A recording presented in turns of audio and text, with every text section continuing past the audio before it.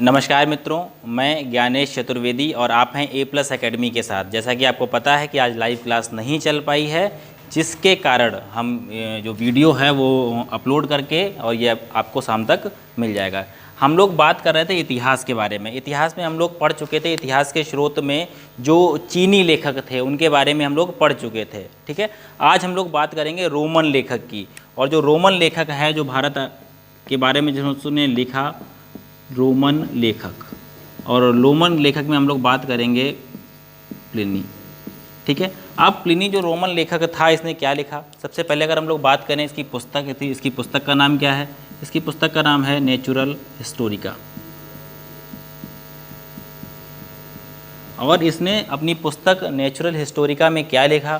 तो अगर हम लोग बात करें नेचुरल हिस्टोरिका पुस्तक की, इसने भारत के पेड़ पौधों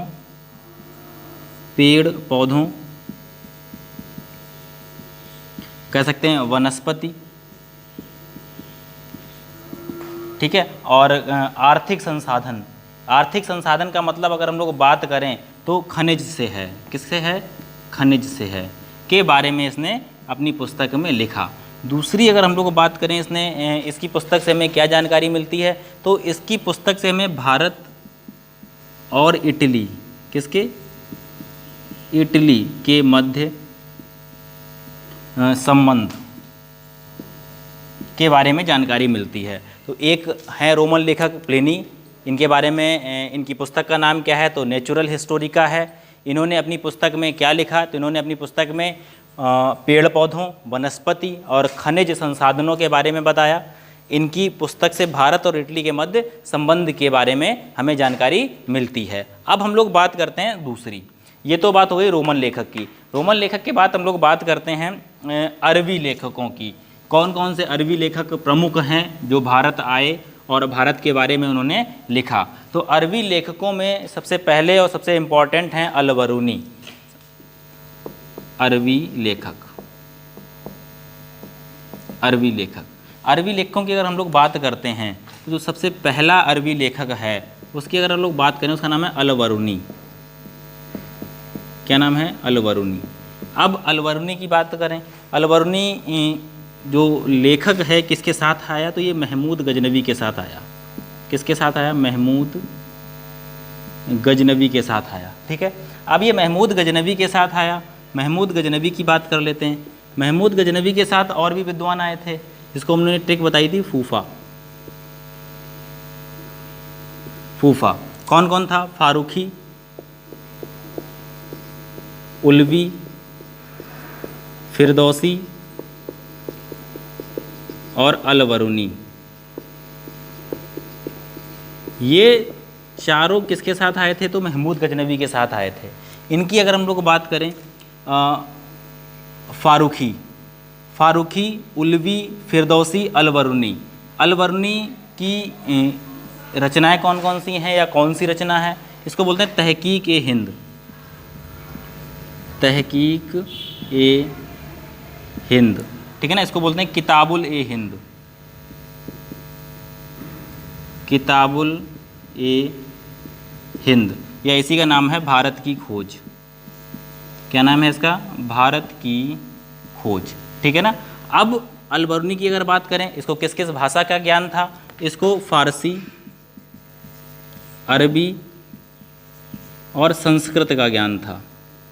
किसका ज्ञान था? संस्कृत का ज्ञान था। और ये सबसे अधिक प्रभावित अगर किस पुस्तक से था, तो ये किससे प्रभावित था? सबसे अधिक गीता से प्रभावित था। ठीक है, गीता कहाँ से ली गई? गीता महाभारत में। और महाभारत में कहाँ से? भीष्म सर्ग से ली गई। महाभारत में कितने सर्ग हैं? 18 सर्ग हैं। उसमें भीष्म सर्ग से क्या ली गई है? गीता ली गई है। अब हम लोग बात करते हैं फारूकी, उलवी, फिरदौसी और अल-बरूनी की। अब हम अगर उलवी की बात करें, ठीक है ना, अगर हम लोग उलवी की बात करें तो उलवी की रचना जो है उसका नाम है निज़ाम-उल-हिकायत। क्या नाम है? निज़ाम-उल-हिकायत। ठीक है। फिरदौसी ने कौन सी पुस्तक लिखी? तो शाहनामा की रचनाकार कौन है? फिरदौसी हैं। और अल-बरूनी की पुस्तक का नाम आपको पता है, तहकीक-ए-हिंद, किताबुल-ए-हिंद, या इसी को बोलते हैं भारत की खोज। किस किस भाषा का ज्ञान था? फारसी, अरबी और संस्कृत। इसको कुछ इंग्लिश लैंग्वेजेस का भी ज्ञान था। ठीक है, तो ये पहले अरबी लेखक जो कौन है वो कौन है, अल-बरूनी। किसके साथ है, तो महमूद गजनवी के साथ है। अगर हम लोग महमूद गजनवी की बात करें तो ये गजनी वंश से था। गजनी वंश का संस्थापक कौन था, तो कौन था, अलप्तगीन था। और अलप्तगीन का दमाद कौन था, सुबुक्तगीन। और सुबुक्तगीन का पुत्र कौन था, तो वही कौन था, महमूद गजनवी। इसने 1025 ईस्वी में सोमनाथ मंदिर जो गुजरात में है उस पर आक्रमण किया था, जो कि इसका सबसे प्रमुख आक्रमण माना जाता है। ठीक है, अब हम लोग बात करेंगे दूसरे लेखक की। दूसरे लेखक जिनका नाम है सुलेमान। ठीक है, जो सुलेमान हैं इनसे भी हमें अपने प्राचीन इतिहास के बारे में जानकारी मिलती है। ठीक है ना, जैसा कि आपको पता है हम लोग पढ़ रहे हैं प्राचीन कालीन इतिहास के स्रोत। तो नंबर 2 कौन है, सुलेमान। ये कब आए, तो ये बोला जाता है कि 9वीं शताब्दी, लगभग कब आए, तो लगभग कब आए, 9वीं शताब्दी में। ठीक है, अब 9वीं शताब्दी में ये भारत आए। इन्होंने जो अपना लेख लिखा, ठीक है ना, उसमें इन्होंने क्या किसके किसके बारे में बताया, तो इन्होंने उसमें बताया प्रतिहार। ठीक है, प्रतिहार और पाल शासकों के बारे में बताया। ठीक है, अब प्रतिहार में आपको पता है गुर्जर प्रतिहार वंश जो है उसके बारे में इन्होंने लिखा, पाल वंश के बारे में लिखा। सबसे पहले अगर हम लोग गुर्जर प्रतिहार वंश के बारे में बात करते हैं, आपको पता है गुर्जर प्रतिहार वंश का जो संस्थापक था वो कौन था, तो गुर्जर प्रतिहार वंश का संस्थापक था नागभट्ट। कौन था, नागभट्ट। ठीक है, और पाल वंश का संस्थापक कौन था, तो पाल वंश का संस्थापक कौन था, गोपाल कौन था, पाल वंश का संस्थापक था। अच्छा, एक चीज़ याद रखिएगा, जो गुर्जर प्रतिहार वंश था, ठीक है ना, ये अपने आप को भगवान राम का वंशज मानते थे, सूर्यवंश का, यानी कि सूर्यवंशी मानते थे अपने आप को। ठीक है, अब ये सूर्यवंशी मानते थे, जिसके कारण इनके समय के जो प्रतिहार वंश था, गुर्जर प्रतिहार वंश था, उस समय के जो शिलालेख मिले हैं उसमें सूर्य भगवान की उपासना के साक्ष्य मिले हैं, जिसके बाद बताया गया कि ये सूर्यवंशी होने का प्रमाण मिलता है। पाल वंश में एक मोस्ट इंपॉर्टेंट क्वेश्चन बनता है, पाल वंश का संस्थापक कौन था, गोपाल था। ठीक है ना, और पाल वंश में एक राजा था धर्मपाल। क्या नाम था इसका, धर्मपाल, जिसने क्या बनवाया था, विक्रमशिला विश्वविद्यालय। क्या बनवाया था, विक्रमशिला विश्वविद्यालय। ये पॉइंट 2 याद रखिएगा आप। और नालंदा विश्वविद्यालय किसने बनवाया था, कुमारगुप्त ने बनवाया था। ठीक है, अब हम लोग बात करते हैं तीसरे लेखक की। तीसरे लेखक का नाम है अल मसूदी। क्या नाम है, अल मसूदी। ठीक है ना, अब अल मसूदी ने जो अपनी रचनाएं लिखी, ठीक है ना, ये लगभग अगर हम लोग बात करें तो 915-16 ईस्वी में भारत आया, या हम कह सकते हैं कि 10वीं शताब्दी में भारत आया। कब भारत आया, तो 10वीं शताब्दी में भारत आया। ठीक है ना, अब इसके जो यात्रा वृत्तांत था उससे किसके किसके बारे में जानकारी मिली। ठीक है ना, तो अगर हम इनके यात्रा वृत्तांत, अल मसूदी के यात्रा वृत्तांत की बात करें, इससे हमें जानकारी मिलती है राष्ट्रकूट और प्रतिहार वंश। किसके बारे में,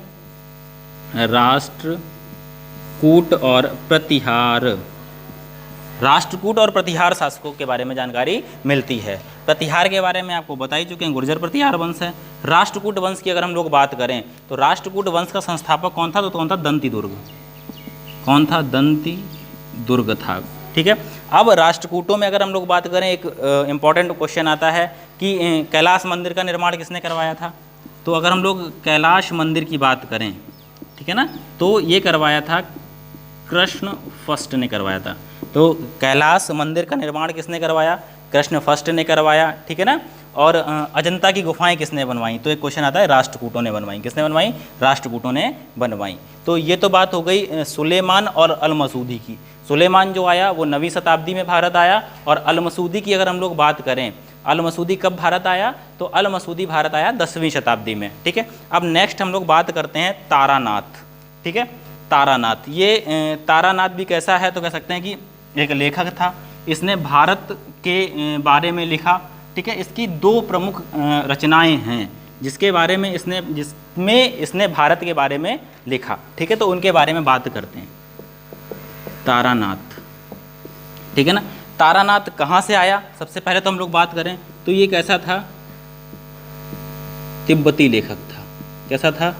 तिब्बती लेखक था, ठीक है ना।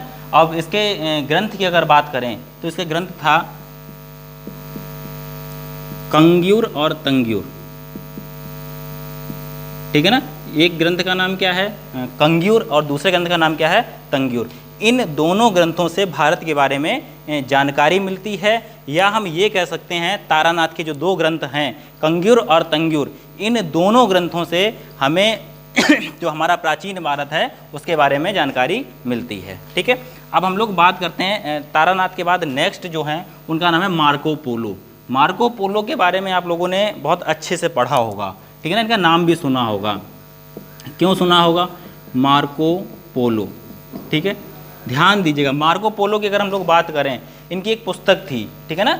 इनकी पुस्तक का नाम क्या था? The book of sir Marco Polo, ठीक है। तो जो the book of sir Marco Polo एक पुस्तक थी, इसमें इन्होंने सबसे पहले एक वंश था काकतीय वंश, आपने सुना होगा काकतीय वंश या काकतीय साम्राज्य की एक रानी थी, ठीक है ना, या राजकुमारी थी। उनका नाम क्या था? रुद्रमा देवी। रुद्रमा देवी, एक साउथ इंडियन मूवी भी बनी है इसके ऊपर, रुद्रमा देवी। उन्हीं रुद्रमा देवी की बात है। इनके बारे में किसने बताया था? तो मार्को पोलो ने बताया था। मार्को पोलो की पुस्तक का नाम क्या था? The book of sir Marco Polo में उन्होंने ये बात बताई थी। रुद्रमा देवी की अगर हम लोग बात करें तो ये लगभग थी 1261 से 1289 ईस्वी तक थी। 1261 में ये पहली बार कह सकते हैं ये रानी बनी थी, और पूर्ण रूप से अगर हम लोग बात करें तो 1263 में, ठीक है। तो रुद्रमा देवी के बारे में जानकारी कहाँ से मिलती है? The book of sir Marco Polo पुस्तक का नाम है। किसकी पुस्तक है? मार्को पोलो की पुस्तक है, ठीक है ना। अब दूसरी बात करते हैं। दूसरा पॉइंट क्या है? इसने 13वीं सदी में, किसमें? 13वीं सदी या 13वीं शताब्दी में, ठीक है ना, पांड्य राज्य की यात्रा की थी। कौन से राज्य की यात्रा की थी? तो पांड्य राज्य की, पांड्य राज्य की यात्रा की, ठीक है। तो पांड्य राज्य की यात्रा 13वीं सदी में किसने की? मार्को पोलो ने की। अब एक इंपॉर्टेंट पॉइंट है, मार्को पोलो को कहा क्या जाता है, ठीक है ना। तो मार्को पोलो को कहा जाता है मध्यकालीन यात्रियों का राजकुमार। मध्यकालीन यात्रियों का राजकुमार। ध्यान दीजिएगा, मध्यकालीन जो भारत में यात्री आए उनका राजकुमार किसे कहा जाता है? तो मार्को पोलो को कहा जाता है, ठीक है। यहाँ तक क्लियर है। अब मार्को पोलो के बाद जो नेक्स्ट हम लोग पढ़ने वाले हैं उनका नाम है इब्न बतूता, ठीक है। अब जो इब्न बतूता है इसके बारे में आपको पता है कि ये मोहम्मद बिन तुगलक के दरबार में आया था, ठीक है ना। अब इब्न बतूता की बात करें, मोहम्मद बिन तुगलक के दरबार में आया, इससे भी हमें अपने प्राचीन इतिहास के बारे में जानकारी मिलती है, ठीक है ना। कौन है? Ibn Battuta. सबसे पहले कब आया? तो ये आया 1333 ईस्वी में आया, ठीक है ना। 1333 ईस्वी में किसके दरबार में आया? तो बात करते हैं किसके दरबार में आया? मोहम्मद बिन तुगलक। इसको ऐसे ही याद करना, MBT जब हम लोग आगे पढ़ेंगे तब भी इसको ऐसे ही बोलेंगे, ठीक है ना। मोहम्मद बिन तुगलक MBT के दरबार में आया। कब आया? 1333 में आया, ठीक है। अब जब 1333 में आया, दूसरा इंपॉर्टेंट पॉइंट क्या है? इसको काजी नियुक्त किया। काजी का मतलब क्या होता है? न्यायाधीश। न्यायाधीश नियुक्त किया। किसने नियुक्त किया? तो कौन नियुक्त करेगा? राजा। राजा कौन था? मोहम्मद बिन तुगलक था, ठीक है ना। अब दूसरी बात करते हैं, मोहम्मद बिन तुगलक ने इसको अपना राजदूत बनाया। राजदूत का मतलब क्या है? राजा का दूत। तो राजा कौन था? तो मोहम्मद बिन तुगलक का दूत था। किसी राजा के दरबार में जाएगा तो इसको भेजा किसके दरबार में गया? तो चीनी दरबार में भेजा। चीनी दरबार में भेजा। क्लियर है, ठीक है ना। इब्न बतूता कब आया? 1333 में आया। किसके दरबार में आया? मोहम्मद बिन तुगलक के दरबार में आया। मोहम्मद बिन तुगलक ने इसे काजी नियुक्त किया, यानी कि न्यायाधीश। और कहाँ का न्यायाधीश नियुक्त किया? तो कह सकते हैं कि कहाँ का राजा था? दिल्ली, ठीक है ना। तुगलक वंश के जो संस्थापक थे गयासुद्दीन तुगलक, उनका बेटा था ये, ठीक है। अब राजदूत नियुक्त किया, तो राजदूत क्या मतलब क्या है? तो राजा का दूत था। किसका था? मोहम्मद बिन तुगलक था। कहाँ भेजा इसको? चीनी दरबार में भेजा, ठीक है। इसकी पुस्तक है, बहुत बार पेपर में आई है, पुस्तक का नाम क्या है? रिहला, रेहला। और ये क्या है? तो ये यात्रा वृत्तांत है, यात्रा वृत्तांत है, ठीक है ना। तो इम्पॉर्टेंट पॉइंट है, ठीक है ना। तो इब्न बतूता की पुस्तक का नाम क्या है? तो इब्न बतूता की पुस्तक का नाम क्या है? रिहला। और रिहला है क्या? तो रिहला क्या है? एक यात्रा वृत्तांत है, ठीक है। तो ये तो बात थी किसकी? अगर हम लोग बात करें तो अरबी लेखकों की, ठीक है ना। अरबी लेखकों में सबसे पहले हमने बात की अलबरूनी की, ठीक है। उसके बाद हमने बात की सुलेमान की, उसके बाद हम लोगों ने बात की अल मसूदी की, ठीक है। उसके बाद हम लोगों ने बात की तारानाथ की, और तारानाथ के बाद हम लोगों ने बात की अगर बोलें तो मार्को पोलो की, और मार्को पोलो के बाद सबसे लास्ट में हम लोगों ने बात की किसकी? इब्न बतूता की। तो ये सारे के सारे जो लेखक थे वो कैसे लेखक थे? तो कह सकते हैं कि अरबी लेखक थे। अब हमारा जो तीसरा पॉइंट है, 2 पॉइंट हम लोग कंप्लीट कर लिए हैं जो 3 भागों में बताया था। प्राचीन भारतीय स्रोत को पढ़ने के लिए इसको 3 भागों में बांटा गया है। पहला था आपका जो कह सकते हैं कि धार्मिक ग्रंथ और ऐतिहासिक ग्रंथ, ठीक है ना, या जिसको हम लोग बोल रहे थे साहित्यिक स्रोत, ठीक है ना। साहित्यिक स्रोत में भी क्या था? धार्मिक ग्रंथ और ऐतिहासिक ग्रंथ। दूसरा जो इसका पार्ट था उसमें बताया था कि विदेशी लेखक जो भारत आए, ठीक है ना। विदेशी लेखकों में यूनानी लेखक, चीनी लेखक, रोमन लेखक और अरबी लेखकों के बारे में हमने पढ़ लिया। जो तीसरा था पुरातात्विक स्रोत। अब हम लोग बात करेंगे पुरातात्विक स्रोत की, पुरातात्विक स्रोत, ठीक है। अब पुरातात्विक स्रोत में भी अगर हम लोग बात करें पुरातात्विक स्रोत हैं क्या, ठीक है। पुरातात्विक स्रोत क्या का तात्पर्य क्या है? पुरातत्व वह विज्ञान है या पुरातत्व वह है जो चीज़ प्राचीन काल की है, ठीक है ना, और हमें खुदाई के बाद, ठीक है ना, या पृथ्वी के गर्भ में छुपी थी और उसके बाद उत्खनन के बाद बाहर निकल आई है, ठीक है, और उसकी अब हमें जानकारी मिल रही है। तो वो जानकारी दिलवाना वाली बातें जो हैं वही तब किसके अंतर्गत आती हैं? पुरातात्विक स्रोत के अंतर्गत आती हैं। 2 पॉइंट इंपॉर्टेंट हैं। पहला एक शब्दावली आती है खनन, ध्यान दीजिएगा, एक आती है उत्खनन। दोनों में अंतर क्या है? अगर खुदाई बिल्कुल सीधी रेखा में हो रही है, ठीक है, क्षैतिज कह सकते हैं हो रही है, तो इसको हम लोग क्या बोलेंगे? खनन, ठीक है। अगर खुदाई पैरेलल हो रही है, ऐसे हो रही है, इसको हम लोग क्या बोलेंगे? उत्खनन बोलेंगे, ठीक है ना। अब पुरातात्विक स्रोत का संबंध किससे है? जैसे कि अगर हम लोग बात करें पुरातात्विक स्रोत में, पुरातात्विक स्रोत में सबसे पहले तो हमने खुदाई की और खुदाई से हमें कुछ सिक्के मिल गए, अभिलेख मिल गए, स्मारक मिल गया कोई, ठीक है, कुछ पत्थर की मूर्तियाँ मिल गई, चित्रकारी किए हुए कुछ मिट्टी के बर्तन मिल गए। ये सारी चीज़ें क्या हैं? पुरातात्विक स्रोत के अंतर्गत आती हैं, ठीक है। अब पुरातात्विक स्रोत का जो विश्लेषण करता है, ठीक है, पुरातात्विक स्रोतों की खोज करने वाला, ठीक है ना, पुरातात्विक स्रोतों का अध्ययन करने वाले को क्या कहते हैं? तो उसको बोलते हैं पुरातात्वविद, या उसी को हम लोग बोलते हैं कह सकते हैं कि पुरातात्विक, जिसको हम लोग बोलते हैं आर्कियोलॉजिस्ट, ठीक है ना, इसको क्या बोलते हैं? पुरातात्विक, पुरातात्विक। और इसी को हम लोग बोलते हैं इसी को हम लोग क्या बोलते हैं? तो आर्कियोलॉजिस्ट बोलते हैं, ठीक है। अब दूसरी बात करते हैं, एक है कार्बन डेटिंग पद्धति। क्या है? कार्बन डेटिंग पद्धति। क्या है? कार्बन डेटिंग पद्धति। अब ये कार्बन डेटिंग पद्धति क्या है? एक कार्बन है, जैसे कार्बन है C612, कार्बन का एक समस्थानिक है, एक कहते हैं रेडियो समस्थानिक है C14। क्या है? C14, ठीक है। अब इसके द्वारा किसी भी प्राचीन जो चीज़ हमें मिली है वह किस काल से संबंधित है, उसकी आयु के बारे में या उसकी एज के बारे में, वह कितनी पुरानी है, उसका पता लगाया जाता है। तो उसका पता लगाने वाली पद्धति का नाम क्या है? तो उस पद्धति का नाम है कार्बन डेटिंग पद्धति, ठीक है। अब कार्बन डेटिंग पद्धति जो है इसमें यूज़ क्या होता है? तो कार्बन जो है, कार्बन का एक समस्थानिक है आइसोटोप, उसका नाम क्या है? C12, C14, कितना है? C14, जिसका यूज़ करके हम पता लगाते हैं कि कोई भी जो वस्तु है वो किस काल से संबंधित है। अब हम लोग बात करते हैं पुरातात्विक स्रोत में सबसे इम्पॉर्टेंट और जहाँ से बहुत सारे क्वेश्चंस बनते हैं, उसमें हम लोग बात करते हैं सिक्के, सिक्के, सिक्के या हम लोग कहते हैं मुद्राएं, या हम लोग कह सकते हैं कि मोहरें।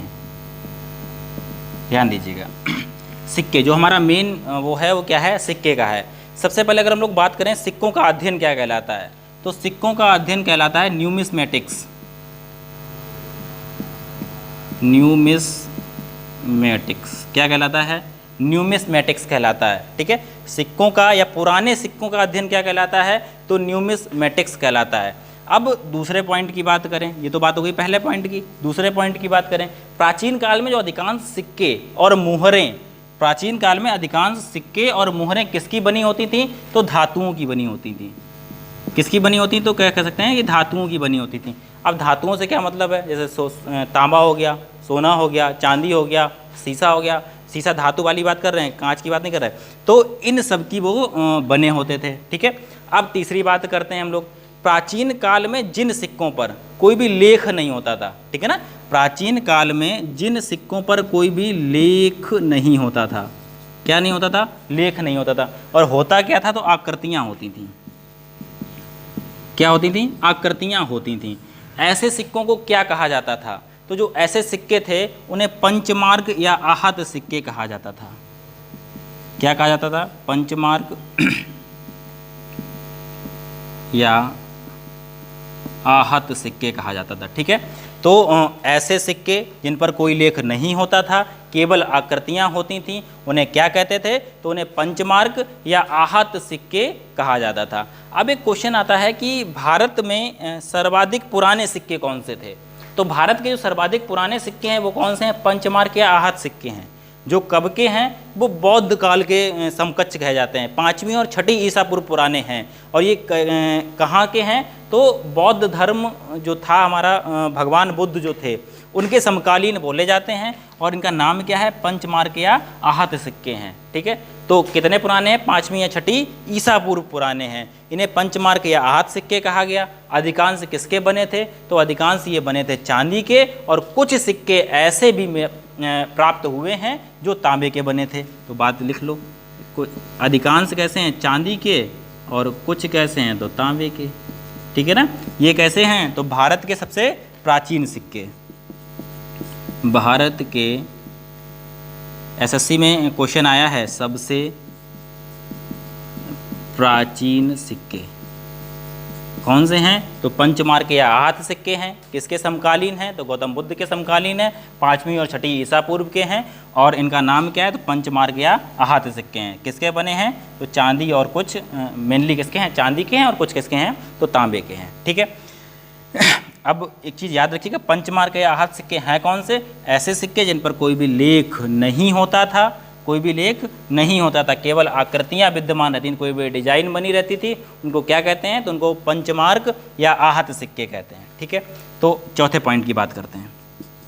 चौथा पॉइंट क्या है, भारत में पुरातात्विक खुदाई में, ठीक है ना, सोना, चांदी, तांबा, शीशा आदि के सिक्के के सांचे प्राप्त हुए हैं। ध्यान दीजिएगा, आदि के सिक्के के सांचे प्राप्त हुए हैं। शीशा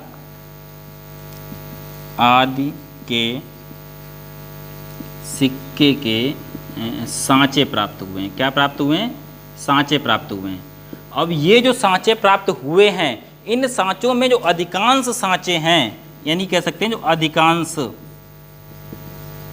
अधिकांश सांचे हैं, ये कुषाण कालीन हैं। क्या कालीन हैं, कुषाण कालीन हैं। अब ये जो कुषाण कालीन हैं इसमें से भी हम कह सकते हैं कि ये प्रथम 3 शताब्दियों के हैं। कह सकते हैं प्रथम 3 शताब्दियों के हैं। कब के हैं, तो प्रथम 3 शताब्दियों से संबंधित हैं। ठीक है, 4 पॉइंटों की हम लोगों ने बात कर ली। सबसे पहले किसकी बात की, सिक्के का अध्ययन न्यूमिस्मेटिक्स कहलाता है। अधिकांश सिक्के और मुहरें किसके बने थे, धातुओं के बने थे।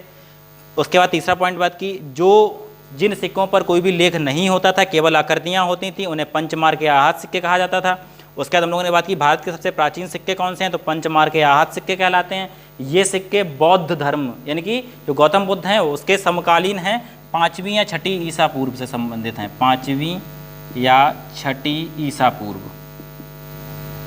5वीं या छठी ईसा पूर्व के हैं। ठीक है, उसके बाद हम लोगों ने बात की जो पुरातात्विक खुदाई में सोना, चांदी, तांबा, सीसा, टिन आदि के जो सिक्कों के सांचे प्राप्त हुए हैं, उसमें अधिकांश सांचे किसके समकालीन हैं? तो वो अधिकांश सांचे जो हैं वो कुषाणकालीन हैं। अधिकांश सांचे कैसे हैं? तो कैसे हैं? कुषाणकालीन हैं। ठीक है, अब नेक्स्ट पॉइंट की बात करते हैं हम लोग। ठीक है ना, आरंभिक सिक्कों पर राजा, जो राजा महाराजा होते थे, वो अपनी कुछ लेख लिखवा देते थे, अपनी फोटो बनवा देते थे, तिथियां अंकित करवा देते थे, अपना कुछ प्रतीक चिन्ह अंकित करवा देते थे। ठीक है ना, तो इस तरह के प्रमाण प्राप्त हुए हैं। इसका एग्जाम्पल है बहुत बढ़िया, जैसे समुद्रगुप्त, ध्यान दीजिएगा, समुद्रगुप्त, इसकी सिक्के पर वीणा बजाते हुए फोटो मिली है।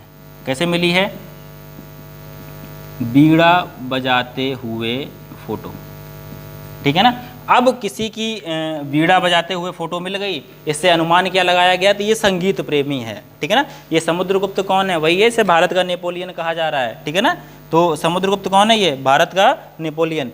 अब इसकी वीणा बजाते हुए फोटो मिली है, जिसके आधार पर अनुमान लगाया गया कि ये कैसा है? तो संगीत प्रेमी।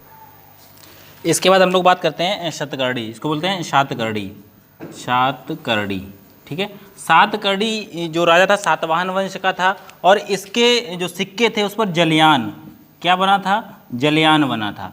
अब ध्यान दीजिए, अगर इसके सिक्के पर जलयान बना था, इसके आधार पर अनुमान लगाया गया या बताया गया कि इसकी जो समुद्री विजय थी, इसने समुद्र पर जो विजय प्राप्त की थी समुद्र के रास्ते, उनके बारे में, उन सिक्कों के बारे में बताया गया कि ये जो सिक्के हैं ये इसने तब बनवाए होंगे जब इसने समुद्र के ऊपर विजय प्राप्त की होगी। चंद्रगुप्त द्वितीय के बारे में आता है, इसने व्याघ्र लिपि में लिखवाया। ठीक है, और उससे गुजरात विजय के उपलक्ष्य में जानकारी प्राप्त होती है। अब कुछ पॉइंट हैं। सबसे पहले अगर हम लोग लेख की बात करें, हम लोगों ने यहाँ पे लेख की बात की थी। सबसे पहले लेख लिखवाना किसने चालू करवाया था? यूनानियों ने। यूनानी जो शासक थे, इन्होंने सबसे पहले सिक्कों पर लेख लिखवाना आरंभ किया था। ठीक है, अब हम लोग बात करते हैं कि इम्पॉर्टेंट पॉइंट्स क्या क्या हैं। अब जो गुप्तकालीन सिक्के हैं, ठीक है, गुप्त काल में जो सिक्के चलवाए गए थे उनकी बात करते हैं हम लोग। वहाँ से अच्छे से क्वेश्चन आता है एग्जाम में। ठीक है, तो जो गुप्त काल में सोने के सिक्के थे, ठीक है ना, जो गुप्त काल में नेक्स्ट पॉइंट है ये, जो सोने के सिक्के थे उन्हें क्या कहा जाता था? तो जो गुप्त काल में सोने के सिक्के थे उन्हें दीनार कहा जाता था। क्या कहा जाता था? दीनार कहा जाता था। और गुप्त काल में जो चांदी के सिक्के थे उन्हें रूपक कहा जाता था। क्या कहा जाता था? रूपक कहा जाता था। अब हम लोग सिक्कों की बात करते हैं। सर्वाधिक सोने के सिक्के किसने चलवाए? सर्वाधिक सोने के सिक्के, सर्वाधिक सोने के सिक्के किसने चलवाए? तो सर्वाधिक सोने के सिक्के चलवाए थे गुप्त शासकों ने। किसने चलवाए थे? गुप्त शासकों ने चलवाए थे। दूसरा पॉइंट है, सर्वाधिक शुद्ध सोने के सिक्के किसने चलवाए? शुद्ध सोने के सिक्के किसने चलवाए? तो सर्वाधिक शुद्ध सोने के सिक्के चलवाए थे कुषाणों ने। किसने चलवाए थे? कुषाणों ने। ठीक है ना, इसी वंश का राजा था कनिष्क। तीसरी बात करते हैं, सर्वाधिक शुद्ध सोने के सिक्के हो गए। सीसे के सिक्के सबसे अधिक किसने चलवाए थे? ठीक है ना, तो अगर हम लोग सीसे के सिक्कों की बात करें, सीसे के सिक्के सर्वाधिक किसने चलवाए? तो सातवाहन वंश ने चलवाए थे। सातवाहन वंश। और यही सातवाहन जो वंश है, इसमें व्यापारी को क्या कहा जाता था? नैगम। व्यापारी को नैगम कहा जाता था। ठीक है। सर्वाधिक सोने के सिक्के किसने चलवाए? गुप्त शासकों ने। सर्वाधिक शुद्ध सोने के सिक्के किसने चलवाए? कुषाण शासकों ने। सर्वाधिक शीशे के सिक्के या सबसे पहले तो वो किसने चलवाए? सातवाहनों ने चलवाए थे। अब जो हमें पुरातात्विक साक्ष्य मिले हैं उसके आधार पर अगर बात करें सर्वाधिक सिक्के कहाँ के मिले हैं, तो सर्वाधिक जो सिक्के मिले हैं मौर्योत्तर काल के मिले हैं। मौर्योत्तर काल के मिले हैं। सर्वाधिक सिक्के कैसे मिले हैं, तो मौर्योत्तर काल के मिले हैं। ये इतनी सारी बातें हैं किसके बारे में, तो कह सकते हैं कि सिक्कों के बारे में। ठीक है, सबसे पहले हम लोग बात की सिक्के की। सिक्कों का अध्ययन किस में होता है, तो न्यूमिस्मेटिक्स होता है सिक्कों का अध्ययन। ठीक है, पहले सिक्के और धातुएं, सिक्के और मुहरें धातुओं की बनाई जाती थी, हम लोगों ने बात की। उसके बाद हम लोगों ने तीसरा पॉइंट बात किया था, जो जिन सिक्कों पर लेख नहीं लिखा होता था, केवल आकृतियां बनी होती थी, उन्हें पंचमार्क या आहत सिक्के कहा गया। भारत के सबसे प्राचीन सिक्के कौन से हैं, तो यही हैं, पंचमार्क या आहत सिक्के हैं। किसके कालीन हैं, तो बौद्ध कालीन हैं, 5वीं और 6ठी ईसा पूर्व के हैं। ठीक है, यूनानी शासकों ने सबसे पहले सिक्कों पर लेख लिखवाना आरंभ करवाया। उसके बाद हम लोगों ने नेक्स्ट पॉइंट की बात की थी कि भारत में सोने, चांदी, तांबा, सीसा, इन सब के जो सांचे मिले हैं, उन सिक्कों के सांचे में सर्वाधिक मिले हैं कुषाण कालीन, और कुषाण कालीन मिले हैं जिससे अनुमान लगाया गया कि ये पहली, दूसरी और तीसरी शताब्दी से हैं। नेक्स्ट पॉइंट हम लोगों ने पढ़ा था कि जो राजा महाराजा थे बाद में सिक्कों के ऊपर लेख लिखवाने लगे, कुछ चित्रकारियाँ करवाने लगे। उन राजाओं में हम लोगों ने पहले राजा की बात की थी, समुद्रगुप्त की। समुद्रगुप्त की वीणा बजाते हुए फोटो मिली है, जिसके उसके संगीत प्रेमी होने का अनुमान लगाया गया। दूसरी हम लोगों ने बात की थी जो सातकर्णी था, सातवाहन वंश का था, उसकी बात की। उसकी जलयान उसके सिक्कों पर प्राप्त हुए हैं, जिससे आधार पर कहा गया कि इसने समुद्री विजयों को किया। चंद्रगुप्त द्वितीय के बारे में व्याघ्र लिपि में कुछ लेख मिला है, जिसके आधार पर उसके गुजरात विजय के बारे में बात होती है। उसके बाद गुप्त काल में जो सोने के सिक्के थे उन्हें दीनार कहा जाता था, और चांदी के सिक्के को रूपक कहा जाता था। नेक्स्ट पॉइंट था सर्वाधिक सोने के सिक्के किसने चलवाए, गुप्त शासकों ने चलवाए। सर्वाधिक शुद्ध सोने के सिक्के किसने चलवाए, कुषाणों ने चलवाए। शीशे के सिक्के जो सर्वाधिक चलवाए थे, शीशे के सिक्के, वो किसने चलवाए थे, सातवाहन वंश के शासकों ने चलवाए थे। और जो पुरातात्विक स्रोतों पर या पुरातात्विक खुदाई में जो सिक्के मिले हैं वो सर्वाधिक हैं कैसे, तो वो सारे जो मैक्सिमम हैं वो मौर्योत्तर काल से संबंधित हैं। ये तो बात हो गई सिक्कों की। अब हम लोग बात करेंगे अभिलेख की। अभिलेख क्या है, अभिलेख से तात्पर्य क्या है कि जो लेख हमें पत्थरों पर, प्रस्तर जिनको बोलते हैं, ताम्रपत्रों पर कह सकते हैं, दीवारों पर कह सकते हैं, ठीक है ना, या कोई भी मंदिर है, ठीक है, या कोई भी ऐसी पुरातात्विक साक्ष्य है जिनके ऊपर कुछ लिखा गया है, उन्हीं को हम लोगों ने क्या बोल दिया, अभिलेख बोल दिया। अब यहाँ से बहुत सारे क्वेश्चन बनते हैं, इस लेख को किसने लिखवाया, ठीक है, या ये स्तंभ लेख है, इसका जो निर्माण हुआ था ये किसने करवाया था, यहाँ से क्वेश्चन बनते हैं। ठीक है, तो अब हम लोग बात करते हैं किसकी, अभिलेख की। अभिलेख, ठीक है, अगर हम लोग अभिलेख की बात करें तो अभिलेख सिक्कों से अधिक महत्वपूर्ण हैं। अब अभिलेख सिक्कों से अधिक महत्वपूर्ण क्यों है, सिक्कों पे ऊपर एक आकृति मिलती थी जिसके आधार पर अनुमान लगाया जाता था, लेकिन जो अभिलेख में प्राप्त होता है वो लिखा हुआ होता है, इसलिए अभिलेख जो हैं वो अधिक प्रमाणित हैं किसकी अपेक्षा, सिक्कों की अपेक्षा। अब अभिलेख के अध्ययन को क्या कहते हैं, तो अभिलेख के अध्ययन को कहते हैं पुरालेख शास्त्र।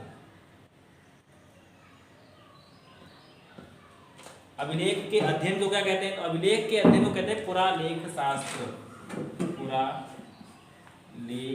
शास्त्र बोलते हैं एपिग्राफी। एक दूसरा टर्म है, जो अभिलेख प्राप्त हुए हैं या जो पुराने दस्तावेज प्राप्त हुए हैं उनकी तिथियों के अध्ययन को क्या कहते हैं, किसको, तिथियों के अध्ययन को। उनकी तिथियों के अध्ययन को क्या कहा जाता है, तो उसको बोलते हैं हम लोग पुरालिपि शास्त्र। पुरालिपि शास्त्र, ठीक है, क्या बोलते हैं, पुरालिपि शास्त्र कहते हैं। ठीक है, अब जो पुरालिपि शास्त्र है इसको इंग्लिश में क्या कहते हैं, तो इसको इंग्लिश में बोलते हैं पेलियोग्राफी। पेलियोग्राफी, ठीक है। अब ये तो बात हो गई क्या कहते हैं, ठीक है। अब अगर हम लोग बात करें जो सिक्के और अभिलेख की बात होती है, ठीक है ना, उसमें अगर सबसे प्राचीन अभिलेख की बात करें वो कैसे अभिलेख हैं, तो विदेशी हैं, जिनके भारत में, जिनसे भारत के विषय में जानकारी मिलती है। तो अब हेडिंग डालिए विदेशी अभिलेख। अब विदेशी अभिलेख में सबसे पहला जो अभिलेख है उसका नाम है बोगाज-कोई अभिलेख। क्या नाम है, बोगाज-कोई ठीक है। ये कितना पुराना है? तो 1400 ईसा पूर्व का है। कब का है? 1400 ईसा पूर्व का है। कहाँ है? Asia minor, Asia minor. और ये कहाँ है एशिया माइनर? तो तुर्की में है। कहाँ है? तो तुर्की में है, ठीक है। यह पहला ऐसा अभिलेख है, विदेशी अभिलेख है, जिससे किसके बारे में जानकारी मिलती है? भारत के बारे में जानकारी मिलती है, ठीक है। दूसरे पॉइंट की बात करते हैं, इस अभिलेख से क्या क्या जानकारी मिलती है? तो इस अभिलेख में इंद्र, वरुण, मित्र और नासत्य देवताओं के बारे में जानकारी मिलती है। अब हम लोग बात करते हैं दूसरा, जिसका भी जिक्र होता है विदेशी लेखों में, ठीक है ना। हेलियोडोट्स, क्या नाम है?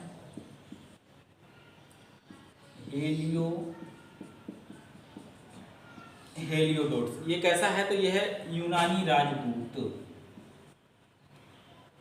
यूनानी राजदूत।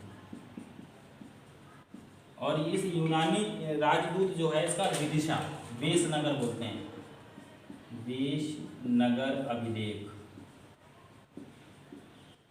और वेशनगर है क्या? तो विदिशा, जो बात करते हैं विदिशा। और ये है कहाँ? तो मध्य प्रदेश में, ठीक है। हेलियोडोट्स यूनानी राजदूत है। इसका नाम क्या है? इसका है गरुड़ स्तंभ लेख। क्या नाम है? गरुड़ स्तंभ लेख, ठीक है ना। अब इस गरुड़ स्तंभ लेख से किस बात की जानकारी मिलती है? तो वासुदेव, जो भगवान वासुदेव हैं, उनकी आराधना की जानकारी या उनकी पूजा पाठ की जानकारी कहाँ से मिलती है? तो हेलियोडोट्स अभिलेख से मिलती है। हेलियोडोट्स अभिलेख है किसका? तो ये यूनानी राजदूत का है। और कहाँ है? तो वेशनगर में है। वेशनगर, या हम लोग इसको बोलते हैं वेशनगर, विदिशा में है, ठीक है। तो ये तो बात हो गई किसकी? विदेशी अभिलेख की। सबसे पुराना अभिलेख जिससे भारत के बारे में जानकारी प्राप्त होती है, कौन सा है? बोगाज-कोई अभिलेख। सबसे प्राचीन अभिलेख जिससे भारत के बारे में जानकारी मिलती है, बोगाज-कोई अभिलेख। और कहाँ है? तो एशिया माइनर, तुर्की में है, ठीक है। अब हम लोग बात करते हैं सर्वाधिक लेख। सर्वाधिक लेख, जो सर्वाधिक लेख हैं वो किस संग्रहालय में हैं? तो वो है मैसूर संग्रहालय में। कहाँ है? मैसूर संग्रहालय में है, ठीक है। दूसरी हम लोग बात करते हैं, अब हम लोग बात करते हैं मौर्य वंश। ध्यान दीजिएगा, मौर्य वंश, मौर्योत्तर वंश, मौर्योत्तर वंश तथा गुप्त वंश के अधिकांश अभिलेख, के अधिकांश अभिलेख एक पुस्तक में संकलित किए गए हैं। और इस पुस्तक का नाम है कार्पस इनस्क्रिप्शनम।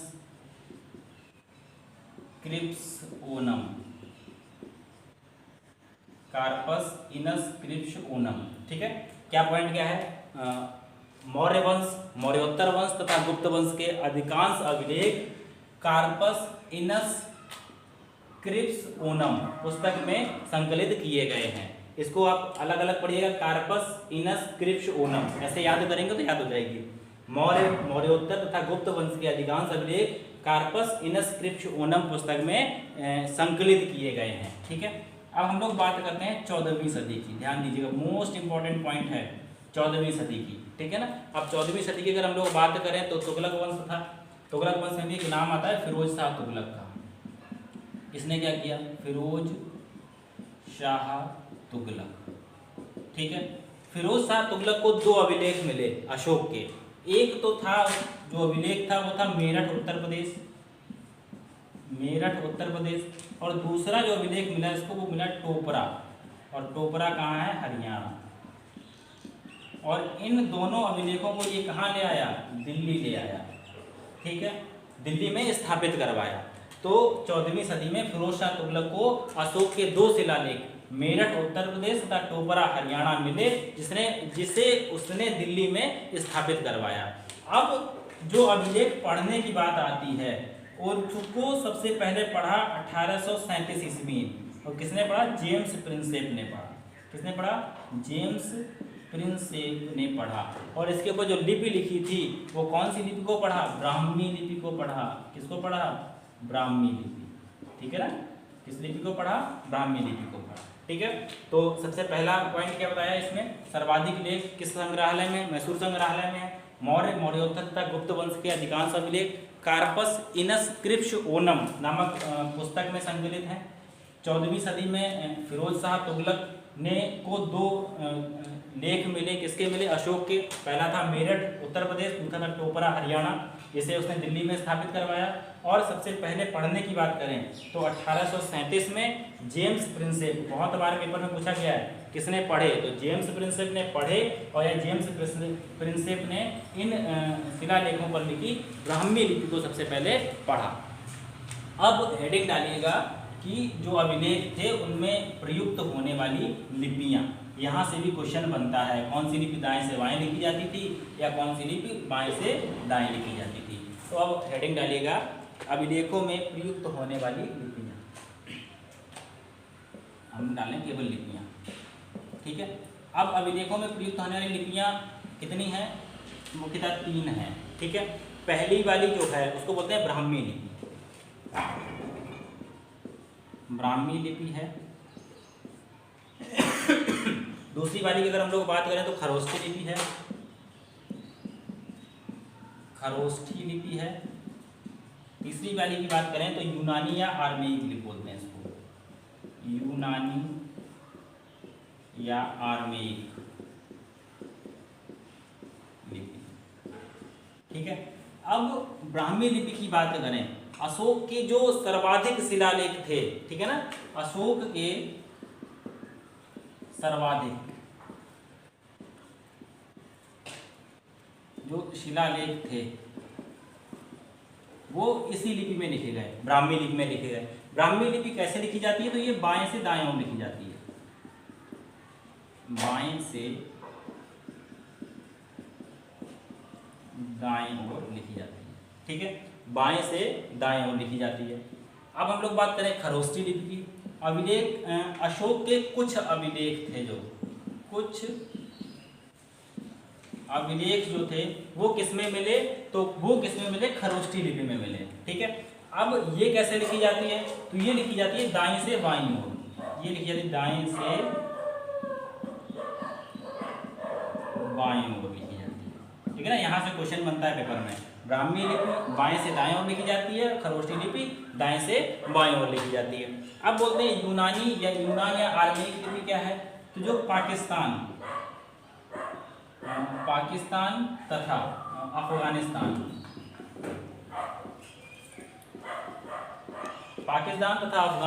से जो शिलालेख मिले हैं अशोक के, उसमें जो लिपि प्रयुक्त हुई है वो कौन सी है? वो है आपकी यूनानी या आर्मेयिक लिपि है। ठीक है, तो जो लिपियां हैं, जो अशोक के अभिलेख से प्राप्त लिपियां हैं, उनको 3 भागों में बांटा गया है।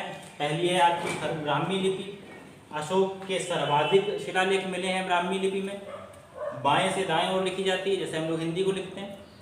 खरोष्ठी लिपि में कुछ अभिलेख ऐसे थे अशोक के जो खरोष्ठी लिपि में मिले हैं, कैसे लिखी जाती है? दाएं से बाईं ओर, जैसे उर्दू लिखी जाती है। और यूनानी या आर्मेयिक लिपि में पाकिस्तान और अफगानिस्तान में अशोक के जो अभिलेख मिले हैं वो यूनानी तथा आर्मेयिक लिपि में मिले हैं।